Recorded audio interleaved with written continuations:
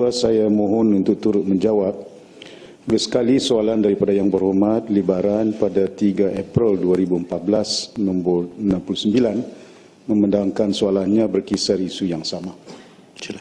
Tuan Yang di-Pertua, untuk makluman ahli-ahli Yang Berhormat, pertandingan Rural Business Challenges 2012 telah berjaya mewujudkan hampir 400 peluang pekerjaan baru, sama ada secara langsung maupun tidak langsung, terutamanya kepada belia luar bandar, dengan jumlah pendapatan bulanan sebanyak RM700 hinggalah RM2,500 sebulan.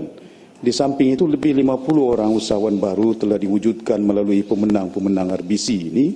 Untuk makluman Yang Berhormat, seramai 31 orang belia telah berjaya memenangi pertandingan ini sejak 2 tahun penganjurannya bermula pada tahun 2012, di mana 6 orang dari Perak dan 3 orang masing-masing dari Selangor, Pahang, 7 orang dari Sabah, 3 orang dari Kedah, 2 orang masing-masing dari Terengganu dan Kelantan, 3 orang dari Johor dan seorang masing-masing dari Melaka dan Pulau Pinang.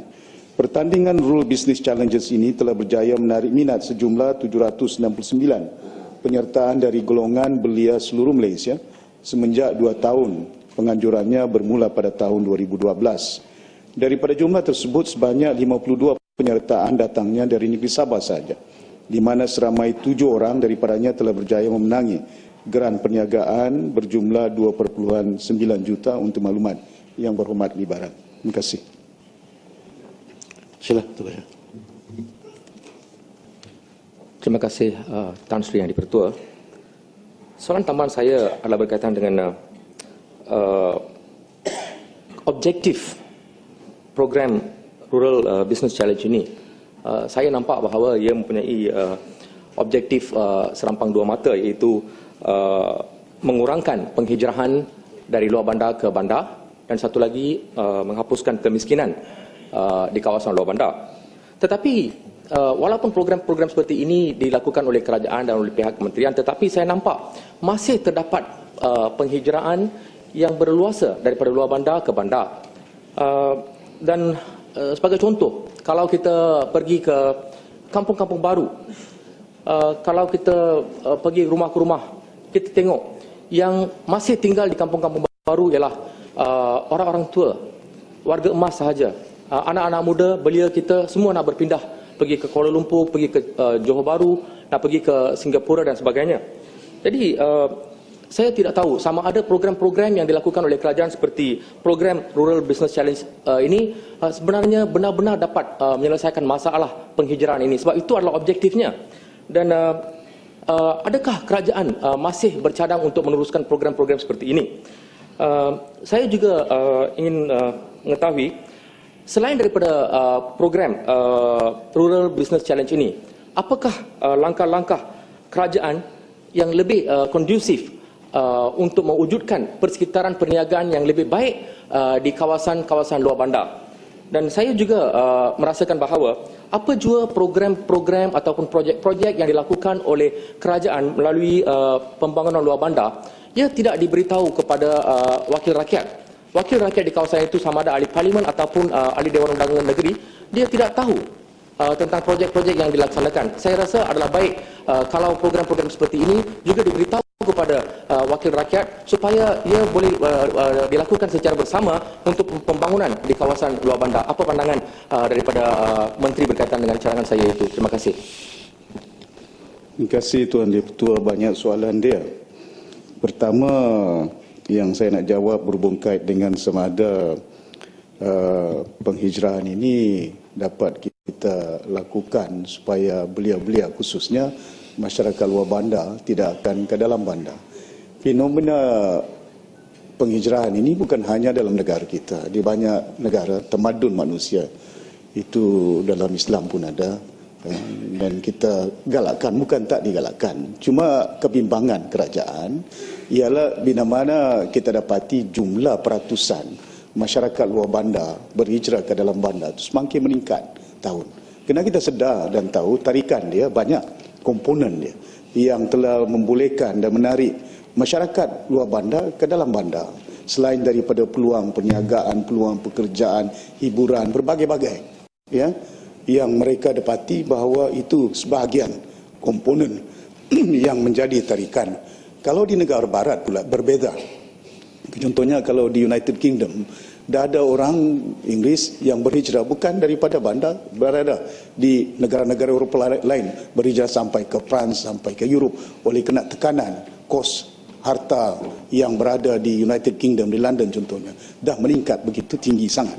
Jadi ini merupakan satu fenomena di peringkat terbangsa. Walaupun demikian, pihak kerajaan dalam GTP yang kita nak laksanakan ini 4 komponen yang cukup penting kepada kita, iaitu inisiatif kerajaan persekutuan bersekali dengan kerajaan negeri. Ya, it must be federal and state driven program yang ada. Seperti yang kita lakukan, corridor development yang ada, dan juga termasuk beberapa program seperti agropolitan yang dilaksanakan oleh pihak kerajaan menerusi KKLW. Banyak lagi inisiatif di antara kerajaan persekutuan dan juga kerajaan negeri, ya, termasuklah masalah air yang kita hadapi juga di Selangor. Ya, it is nothing to do with politik, tapi kita nak bantu negeri Selangor. Itu yang kita bagi peruntukan berbilion ringgit mengatasi masalah ini. Kalau dah diselesaikan lebih awal, 3 tahun saya ingat masalah air di Selangor ini dapat diatasi. Yang keduanya dari segi persoalan sama ada manfaat yang diberikan kepada masyarakat belia khususnya. Kerana ini objektif yang kita nakkan, ya. Kerana ini merupakan tenaga yang cergas, ya, very dynamic, very dedicated some of them, yang kita katakan dengan izin belia-belia yang dah ada kelulusan dari, dah ada minat mereka yang berkecimpung dalam dunia perniagaan, yang kemungkinan perlu bantuan masalah dari segi financing, masalah dari segi marketing, masalah dari segi market linkages, masalah dari segi branding yang ada. Dan ini perlu dorongan dan bimbingan daripada pihak kerajaan untuk membolehkan mereka dapat kita lenjakkan. Dan itu yang saya sebutkan tadi, tarikan yang ada, alhamdulillah dah pun meningkat. Pada tahun ini saja kita mula daripada insya-Allah 1 hari bulan April kita pelawar, tapi akan berakhir pada 30 hari bulan April ini, dan dah 3,000 minat yang dilahirkan oleh usahawan-usahawan daripada semua belia-belia, datangnya daripada Bumi Putra, daripada masyarakat Cina, masyarakat India. Tapi kita akan tapis mereka, ya, berdasarkan bukan oleh kehendak negerinya, bukan oleh kehendak kaumnya, quality of project yang mereka tampilkan, ya, salurkan kepada pihak KKLW untuk membolehkan kita dapat menapis.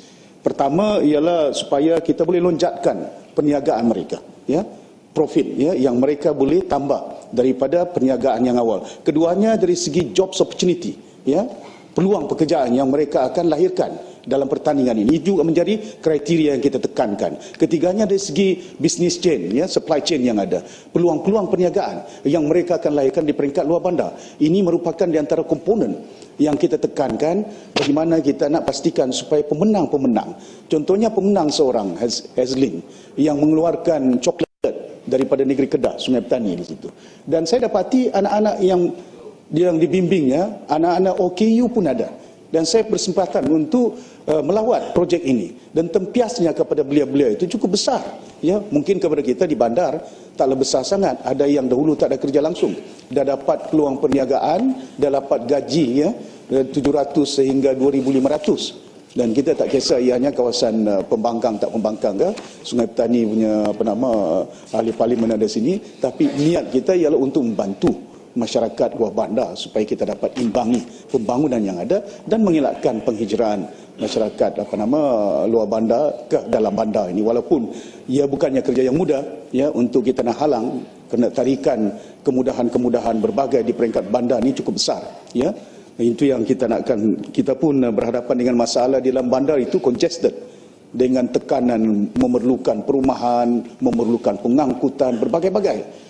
Jadi untuk mengurangkan bebanan ini kita perlu mengimbangi, ya, dari segi pembangunan yang ada. Ini merupakan di antara komponen yang kita sedang lakukan. Yang keduanya dari segi 4 komponen tadi, koperasi, ya, kita galakkan di peringkat luar bandar, ya. Dan Rural Business Challenge ini di antara perkara, ada 4 komponen yang kita tekankan dalam program GTP untuk membolehkan supaya pembangunan kawasan luar bandar dapat kita tingkatkan. Dan kita akan teruskan, soalan yang akhir, kita akan teruskan pertandingan ini sebagai satu dorongan dan galakan, dan juga membangunkan kawasan-kawasan luar bandar dengan projek-projek yang berbagai, ya, bukan hanya daripada sudut pertaniannya, bahkan juga dari segi industrinya, dari segi pelancongannya. Itu sebahagian daripada sektor-sektor yang kita galakkan. Terima kasih Tuan Ketua. Baling. Terima kasih Yang Berhormat Tan Sri Speaker. Terima kasih kepada Datuk Menteri kerana hadir hari ini dalam sesi soal jawab. Pertama sekali saya nak ucapkan syabas dan tahniah di atas kemenangan di Balingian kerana kerja kuat Datuk Seri sebagai Menteri bertanggungjawab di sana. Keduanya, saya ucapkan syabas dan tahniahlah kepada kementerian kerana dapat melakukan satu lagi transformasi, iaitu program business Rural Business Challenge. Saya di sini sudah semestinya saya nak memperjuangkan rakyat saya di Baling dan khususnya di Sik, Padang Terap dan sebagainya, rakan-rakan di Gerik. Ini berkaitan dengan harga getah.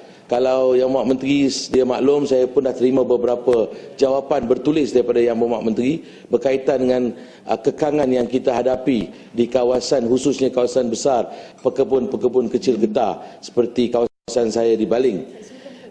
Pada sulung pun nak tambah. Jadi saya ingin bertanya soalan dengan Yang Berhormat Menteri. Adakah cadangan Datuk Menteri boleh memperluaskan iaitu Rural Business Challenge dalam Yang Berhormat Menteri sendiri sebutkan tadi, agar akan memperluaskan lagi, bukan setakat beri peluang kepada anak-anak muda. Saya ingin tanya soalan, sama ada tak bantuan kepada pekebun-pekebun kecil getah ini.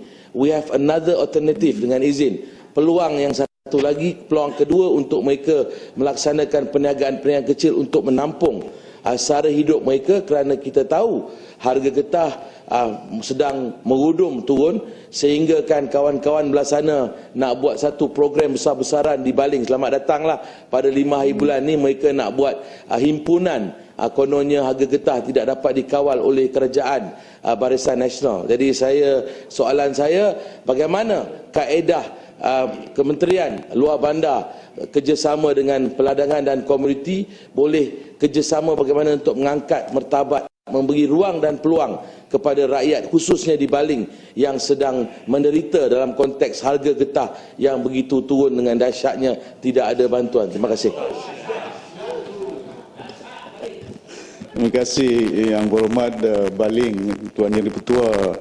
Ini yang saya sebutkan tadi di antara langkah-langkah GTP yang dilakukan oleh kerajaan, iaitu kerajaan persekutuan dan kerajaan negeri perlu bekerjasama dengan rapat untuk memastikan kita boleh membangunkan kawasan-kawasan luar bandar. Dan kita sedar dan tahu komponen komoditi ini merupakan satu komponen yang harganya kita tidak boleh tentukan. Dia ditentukan oleh pasaran antarabangsa dan dia agak tak menentu dari masa ke semasa, apatah lagi dalam keadaan bukan hanya ekonomi dunia yang semakin mencabar, di Eropah khususnya, di antara negara-negara permintaan dia cukup tinggi, bahkan juga dalam keadaan cuaca yang semakin berubah, tak menentu, dan sudah pasti hasil keluaran produktiviti getah ni juga akan ada implikasi dia. Bahkan dengan itu, pihak kerajaan dari masa ke semasa membantu masyarakat pekebun kecil kita, bukan hanya daripada sudut kita katakan mitigate dengan izin, supaya tekanan, ya, bila mana harga ni menurun, langkah-langkah bagaimana memastikan supaya ada cushioning dia, tekanan dia tak akan membebankan masyarakat pekebun kecil kita. Bantuan berbagai yang diberikan oleh pihak kerajaan, di antaranya subsidi baja yang kita bagi bantuan, latihan-latihan, pendekatan bagaimana supaya torehan dan benih-benih getah contohnya, yang kita nak pastikan supaya klon yang bertepatan, bersesuaian dapat kita tanam. Kena geographical position dalam negara kita ni, ada setengah negeri yang tak bersesuai kita tanam getah, ada setengah negeri bersesuaian untuk tanam getah. Tapi malangnya oleh kena keadaan cuaca yang begitu tidak menentu, saya yakin Baling pun akan berhadapan dengan masalah produktiviti kemungkinannya. Dan pihak kementerian sedang mengambil beberapa langkah bersekali dengan Kementerian Komoditi, Datuk Dr. Sungga, untuk memastikan supaya kita mengurangkan bebanan pihak pekebun kecil. Satu jangka pendeknya, yang satu jangka panjangnya. Dan ini saya dah utarakan kepada pihak pimpinan atasan kita, dan kita tunggu bagaimana langkah-langkah yang saya yakin boleh mengurangkan, ya. Dan saya ada pekebun kecil dan penoreh getah. Ya. Dia ada dua kategori yang Bapak Menteri. Saya tahu pasal pekebun kecil ni, ada yang menoreh, ada yang pekebun kecil yang memiliki tanah, dia tak toreh, dia bagi subkontrak, bagi kontrak kepada orang-orang lain. Ini merupakan, dia hampir 245,000, sebenarnya 325,000 pekebun kecil di seluruh negara kita. Hampir lebih daripada 70% merupakan penoreh yang milik sendiri, manakala yang lain pekebunnya memiliki tanah itu juga merupakan penoreh. Dan insyaAllah ya, yang berhormat Baling, pihak kerajaan akan mengambil langkah-langkah. Bayangkanlah, ini usaha kerajaan yang sedang kita lakukan dalam keadaan harga komoditi menurun, subsidi yang disebutkan oleh Yang Amat Berhormat Perdana Menteri tadi. Pihak kerajaan akan mengambil langkah-langkah. Saya maklumkan kepada Baling, jangan bimbang sangatnya. Jadi saya berharap sungguh kepada pekebun kecil, ya, bersabar, kita akan lakukan yang terbaik untuk mengurangkan bebanan mereka. Janganlah ikut langkah-langkah yang boleh memudaratkan, yang tak akan boleh menyelesaikan sebarang masalah. Apa yang penting kepada kita ialah pastikan supaya kita sambut seranan pihak kerajaan, apa sebenarnya yang boleh memberi jangka panjang manfaat kepada pekebun kecil ini. Terima kasih banyak.